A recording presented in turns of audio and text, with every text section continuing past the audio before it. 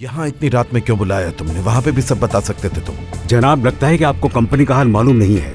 माजिदा साहिबा ने कंपनी की एक एक चीज अपने हाथ में ले ली है। तफसील से बताओ। कुछ दिन पहले वो हमारी डिपार्टमेंट में आई थी। जनरल मैनेजर से कुछ डॉक्यूमेंट में रद्द बदल करवाया। तुमने मालूम किया क्या? मालूम तो मुझे भी नहीं, लेकिन उस दिन के बाद से कंपनी पर बहुत कर्ज चढ़ चुका है। इससे माजिदा साहिबा को क्या हासिल होगा? या सिर्फ कमाल को मुश्किलात में डालना चाहती है? कोई भी अपने बच्चों के साथ इस तरह क्यों चाहेगा? ये तो मुझे भी नहीं मालूम।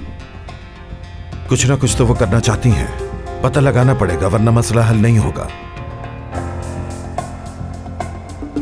एक काम हो सकता है, अगर आप लोगों के पास एक अच्छा वकील है तो एक पिटीशन खजाने पर दायर कर दें। जब वो तहकीकात के लिए आएंगे तो सब कुछ खुल जाएगा।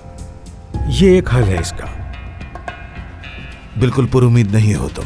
माजिदा साहिबा की पहुंच बहुत ऊंची है। जानता हूं। एक इल्तिजा करता हूं आपसे कि मेरा नाम कहीं ना आए। बेफिक्र रहो, कुछ नहीं हो।